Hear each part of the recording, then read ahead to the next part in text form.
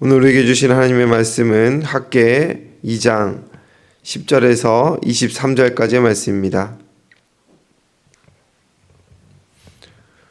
오늘 우리에게 주신 하나님의 말씀은 학개 2장 10절에서 23절까지의 말씀입니다. 함께 봉독하겠습니다.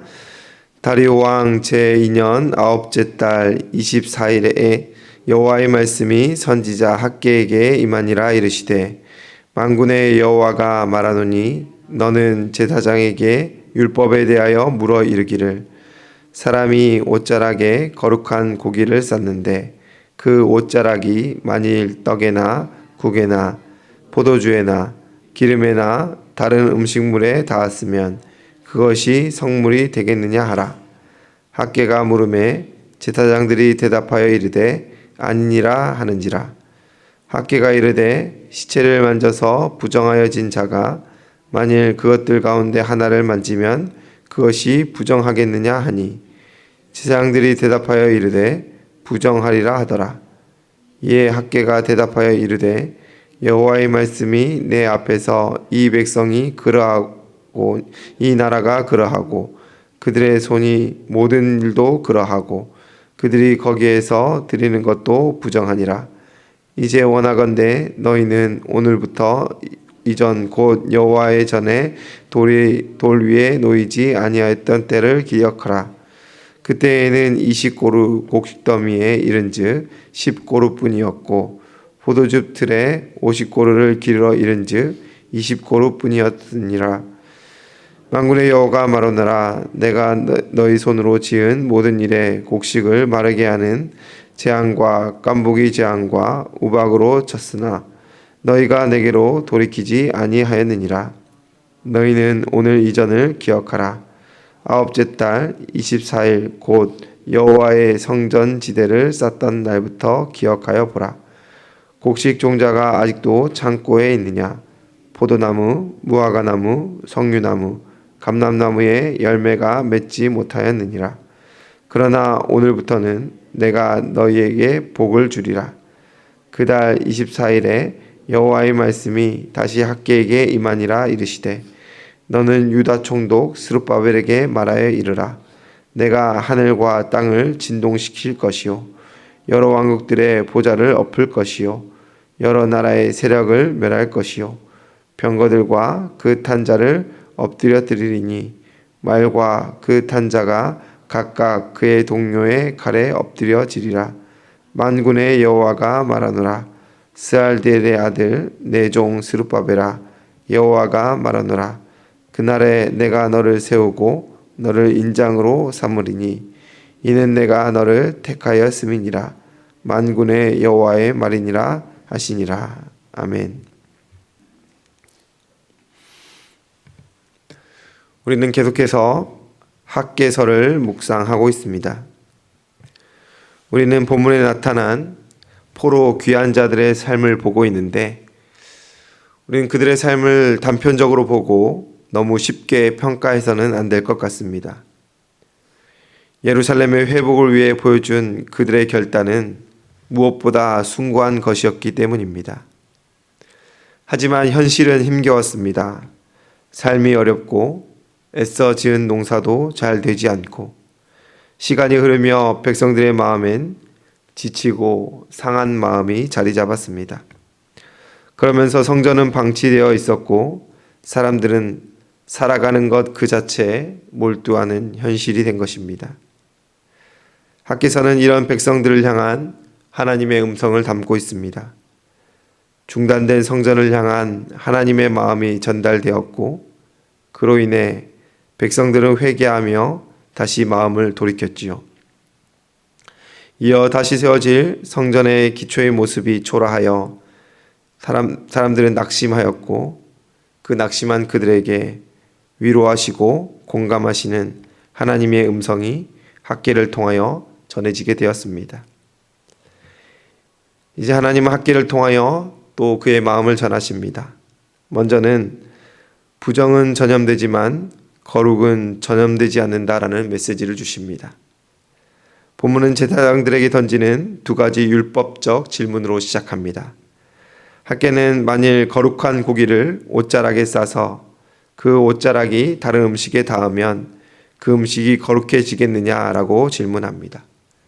제사장들은 율법에 따라 아니다라고 대답하지요. 이어서 또 하나를 묻습니다.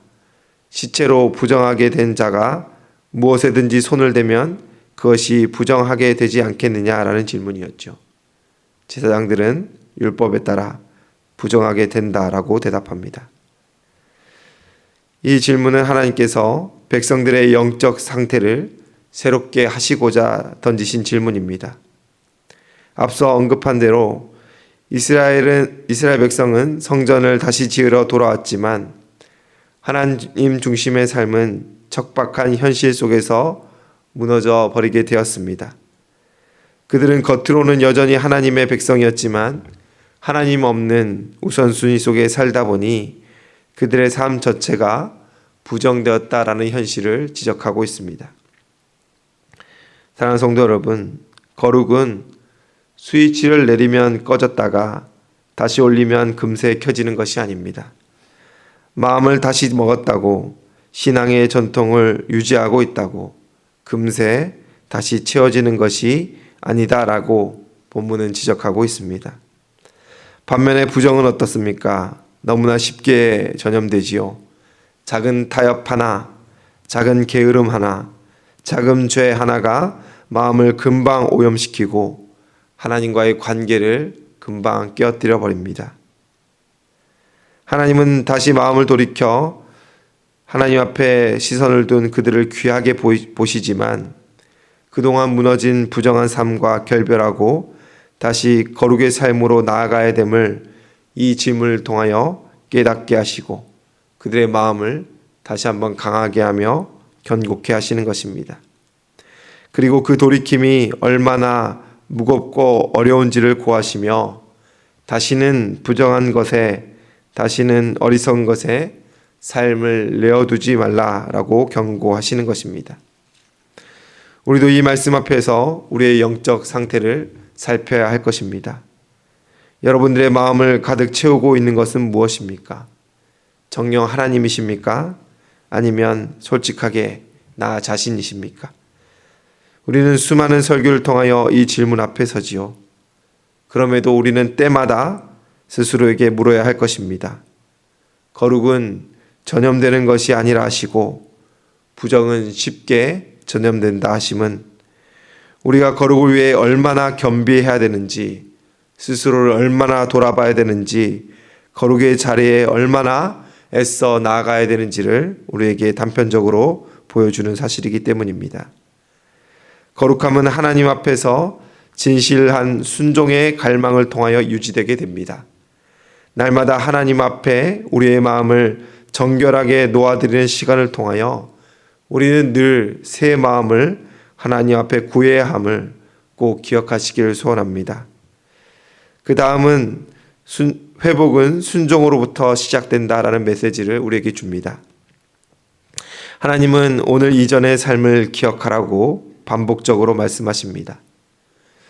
성전을 무시하고 자기 집만 짓던 시절, 아무리 많이 심어도 얻는 것이 적었고 오히려 반밖에 수확하지 못하던 날들을 떠올려 보고 기억하라 말씀하십니다. 그들의 수고가 열매 맺지 못한 이유는 단순히 경제적인 상황 때문이 아니었습니다. 하나님 없는 삶이 문제였다라는 것입니다. 그러나 하나님은 책망으로만 말씀을 끝내지 않으십니다. 15절에서 계속되는 단어는 바로 오늘이라는 단어입니다. 여기서 말하는 오늘은 어떤 날입니까? 바로 성전의 기초를 다시 놓은 날이었습니다. 즉 다시 하나님께 순종하기로 결단한 그날이지요. 하나님의 중심의 삶을 회복하기로 결단한 그 날이 바로 오늘이다라고 할 수 있겠습니다. 우리의 인생도 마찬가지입니다. 과거가 어떠했든 실패가 어떠했든 냉담했던 신앙생활을 했든 하나님 앞에 다시 돌이켜 순종하기로 결단한 그 오늘이 회복의 시작점이 될 것입니다. 우리가 하나님께 돌아서서 다시 주의를 붙들기 시작하는 그 순간 하나님은 우리의 인생 속에서 새 일을 행하신다라는 것을 꼭 기억하시길 바랍니다. 그리고 말씀은 오늘 이전을 기억하라고 반복적으로 명령하고 있습니다. 이는 순종 이전의 모습으로 결단코 돌아가지 말라는 하나님의 마음이라는 것을 잊지 말아야 될 것입니다. 또한 앞으로 하나님께서 부어주실 은혜가 전혀 당연하지 않다라는 것, 당연한 것이 하나도 없다라는 것, 우리는 그 은혜 받을 자격이 없다라는 것을 날마다 기억하면서 그 은혜를 감격하며 감사함으로 행하라는 하나님의 말씀입니다. 마지막으로 본문은 하나님의 약속은 변치 않는다라는 메시지를 줍니다. 이는 스룹바벨 총독에게 주시는 특별한 약속을 통하여 드러나지요. 내가 하늘과 땅을 진동시키고 열국의 보좌를 엎을 것이며 나라들의 병거와 군마를 무너뜨리겠다 하나님 말씀하여 주십니다. 이어서 내가 너를 택하고 너를 인장, 도장으로 삼을 것이다 라고 말씀해 주셨습니다. 이는 앞으로 불안한 정세가 일어나고 환란이 임할 것인데 그때에 그를 들어 쓰시겠다라는 약속입니다. 고대에서 왕의 인장, 도장은 왕 자체의 권위와 신원을 나타내는 상징입니다. 즉 스룹바벨을 통하여 하나님은 새로운 구속사의 줄기를 이어가시겠다라고 언약하여 주시는 것입니다. 비록 이스라엘은 제국의 지배 아래 있지만 하나님은 그 역사를 이끄는 주권자, 그 제국의 권위 앞에 있는 자가 바로 나이며 너희는 내 백성이다 라고 그들을 안위하시고 보호하시겠다는 약속을 주시는 것입니다. 오늘 우리의 시대는 어떻습니까? 정치, 경제, 사회가 요동치며 흔들리고 있습니다. 그때 우리는 무엇에 시선을 두어야 되겠습니까? 우리는 무엇을 붙들고 이 흔들리고 요동치는 세상을 견디며 살아가고 있습니까? 성도는 세상의 안정에 기대어 사는 사람이 아닙니다. 하나님의 약속에 뿌리를 두고 사는 자가 되어야 할 것입니다. 하나님이 붙드시는 사람은 어떤 시대에도 무너지지 않는다라는 것을 성경의 역사는 보여주고 있습니다. 한 복음성가의 가사처럼 세상 흔들리고 사람들은 변하여도 나는 주를 섬기리. 주님의 나라는 영원히 쇠하지 않네. 나는 주를 신뢰해. 이러한 고백이 우리의 고백이 되어야 될 것입니다. 하나님의 약속은 흔들리지 않습니다. 하나님의 손은 변함이 없습니다. 그러므로 우리는 담대하게 또 흔들림 없이 믿음으로 순종으로 걸어가야 할 것입니다. 오늘 이 아침에 하나님의 강한 손과 그의 약속을 붙드는 은혜가 저와 여러분들에게 있기를 주님의 이름으로 축원합니다. 기도하겠습니다. 사랑과 은혜가 풍성하신 하나님 아버지, 오늘도 우리에게 말씀하여 주시고 오늘도 우리의 마음을 새롭게 하여 주시옵소서. 날마다 주 앞에 나오는 이 조용한 시간에 눈을 감고 주의 음성을 구할 때에 주여 말씀하여 주시고 성령이 임하여 주시고 우리의 마음을 새롭게 하여 주시옵소서. 세상에 나아가 우리는 쓰러지고 넘어지고 실패합니다. 하지만 다시 일으켜 주 앞에 섰을 때 주님 우리의 마음을 정결케 하시고 거룩으로 행하게 하여 주시옵소서. 거룩은 전염되지 않지만 부정은 쉽게 전염된다라는 이 말씀을 마음에 새기고 날마다 구별되기 위하여 날마다 예수님 닮기 위하여 몸부림치며 성령님께 붙들리는 저희 모두가 될 수 있도록 도와주시옵소서.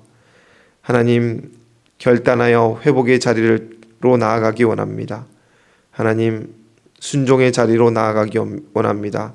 말씀하여 주시면 우리가 그대로 행하며 멈추라 하면 그대로 멈춰서는 순종의 마음을 저에게 더하여 주시옵소서. 하지만 우리의 입술은 얼마나 완악하고 핑계가 많은지 상황을 환경을 핑계하며 우리는 수많은 자리에서 순종을 거절하고 결단을 무시합니다. 하나님 때마다 말씀하여 주시옵소서. 성령님 우리로 하여금 충만케 하여 주셔서 성령의 뜻대로 행할 수 있도록 늘 도와주시옵소서. 세상에 요동치는 가운데서도 하나님께 마음을 두고 하나님께 뿌리를 두어서 하나님의 약속 붙들고 흔들리지 않고 견고하게 서게 하여 주시옵소서. 감사드리며 예수님의 이름으로 기도드리옵나이다. 아멘.